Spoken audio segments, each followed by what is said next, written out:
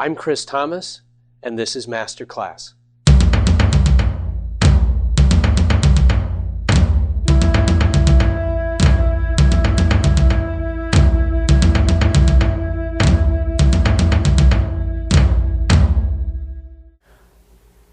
Someone asked me once, how can you be so accomplished in all of these different martial arts, Tai Chi and Ishinryu and Ryukyu Kempo? I mean, it takes a lifetime to learn one art. Well, the answer is I cheat. In other words, if I learn a principle in one art, I immediately apply it to everything else I know and discover that by doing that, I can advance every art by applying a principle from any one art to all of them.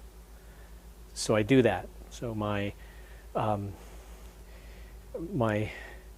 Tai Chi students will hear me mention something that refers to the Okinawan Kata Hanshi. My karate students will hear me talk about the Tai Chi principle of double weighting and not to being double weighted, and will apply that concept. So this is a way of cheating. I always approached it that way, and I was taught that way by my Sensei Dillman.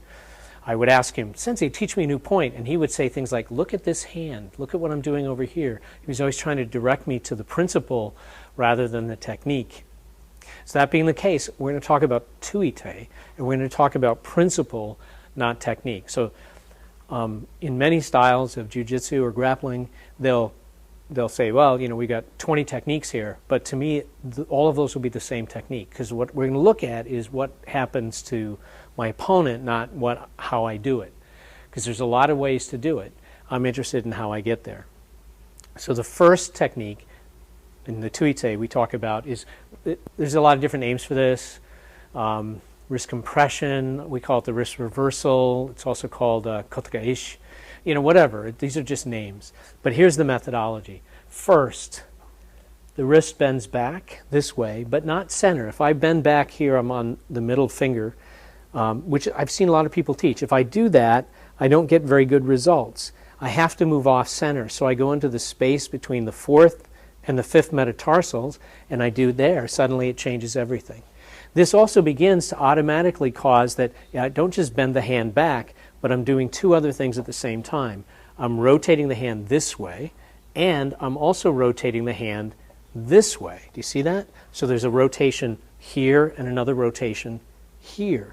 That's what makes this work. This is how we approach these things. We don't just do one thing, we do 5 at the same time. So I grab, I bend, I twist the hand this way, and I rotate this way, and I do all those simultaneously. It's very easy to throw somebody down under those circumstances.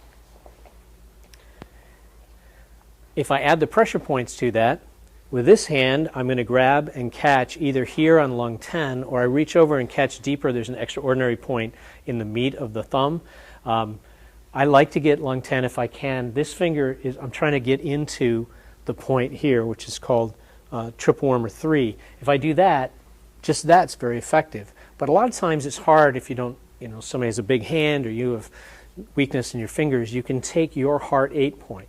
Your heart 8 point is directly opposite your triple warmer 3 point. If you took a needle, you could push it through the one, it would come out the other.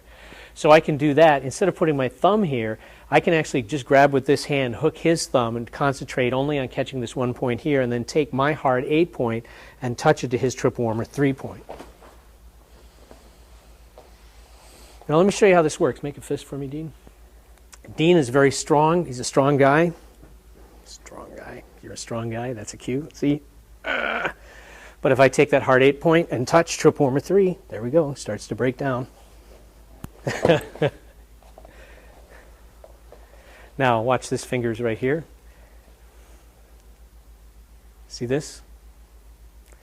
I grab, I catch a little bit on the heart meridian to help weaken this already. I touch here. I start to go. I'm going to use a principle of changing. I put the pressure on, exhaling, then I inhale.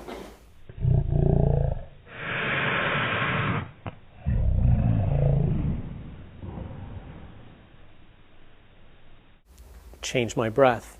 So I'm just taking the principles, applying them one on top of the other. So instead of thinking about technique, I'm thinking about principle.